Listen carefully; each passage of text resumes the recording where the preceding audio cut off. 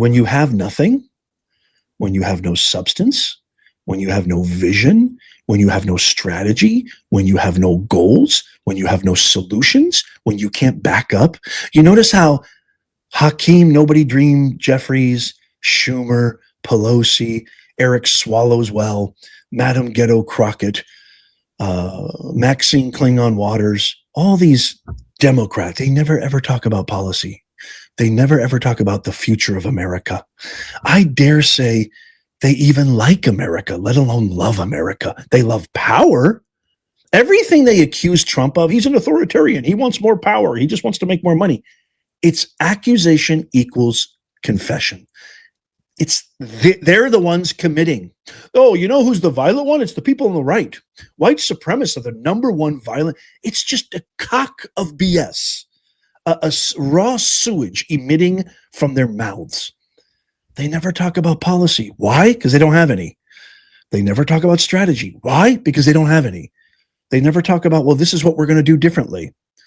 We saw what Biden did. We saw what Kamala did. And you know what? We're going to take a different stance. They never say, this is how we're going to help Americans.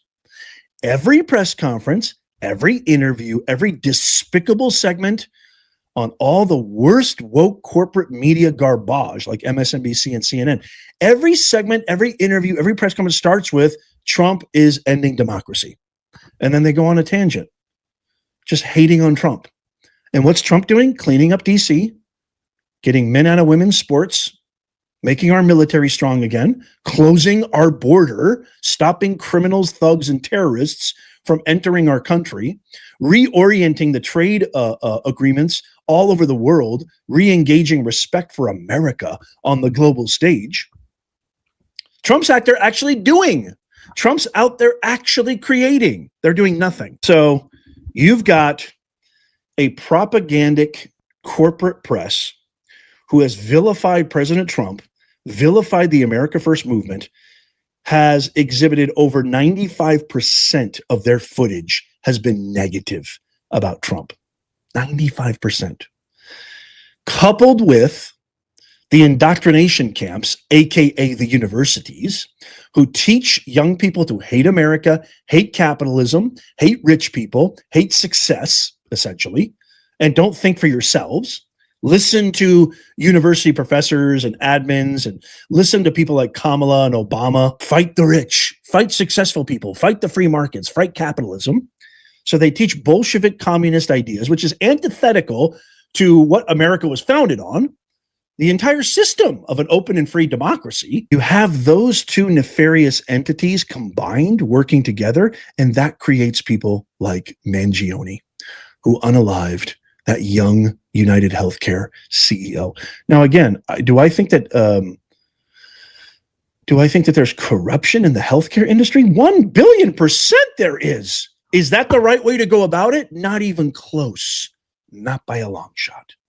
And by the way, the reason I keep bringing up Mangione, not only does this person of interest, okay, look like Mangione, okay, to me in a weird way, but Mangione came from affluence.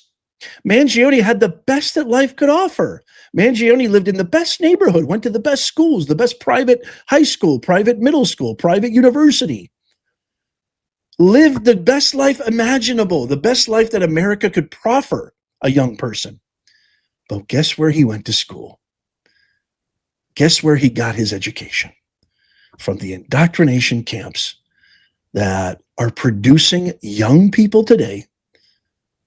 First of all, they're being taught life. They're being taught about the quote unquote real world by people who've never been in the real world, who've never worked, earned a single dollar in the real world. Trust me, I know this better than anybody, right? And then they wonder why we're producing an entire generation that is incapable. I mean, we've got young people taking their moms to job interviews. Could you imagine boomers, Gen Xers like me? Could you imagine taking your mom to a job interview? They're taking their mom to a job interview. We have an entire generation that is saddled with millions of dollars in debt, billions of dollars in debt, cumulatively, and they're taking their moms to job interviews. They're living at home till they're like 35. I mean, it is What is happening here? How are we not addressing it? No, it's the gun's fault.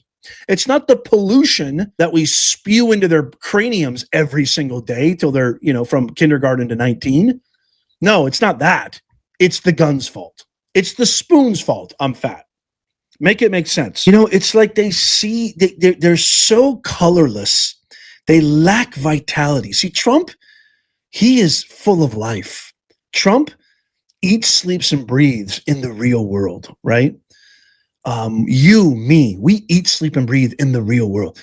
These guys, they put such a high value on useless intellectual knowledge that when you dare question that you've spent all your life digging into things that have no real tangible application toward the real world, it drives them nuts. Instead of saying, you know what, yeah, maybe I should kind of take a step back and take a look at myself. No, they don't want to do that, because no narcissist ever does that.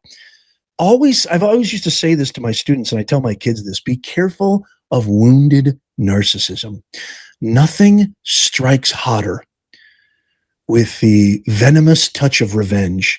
Nothing strikes hotter with more venom than wounded narcissism. Wounded narcissism will kill you faster than a bullet. It's a dangerous thing.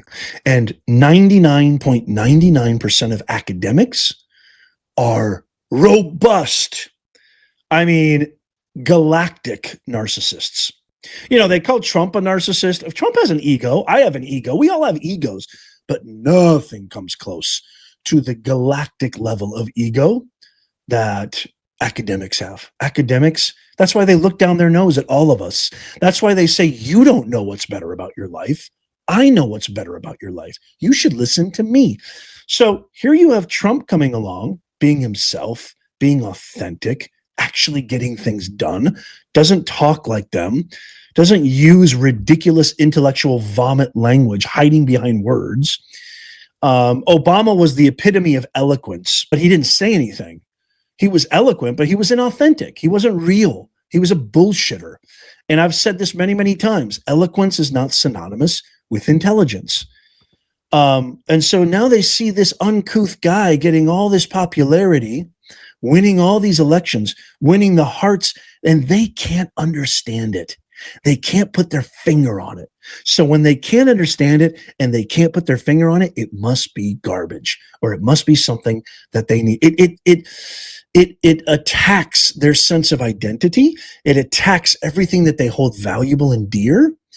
And so in their narcissism, instead of saying, well, maybe we should learn from Trump, maybe we should take a look at the phenomenon of this revolution of common sense politics.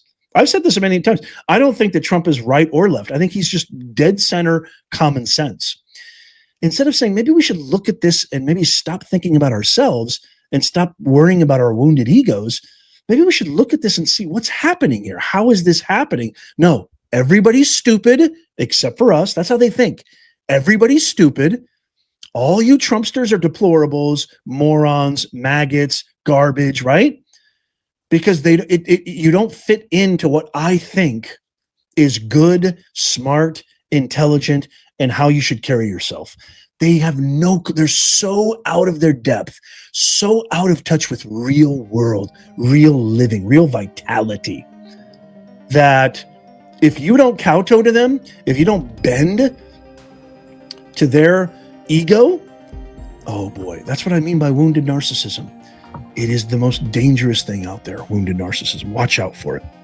I'm telling you, man.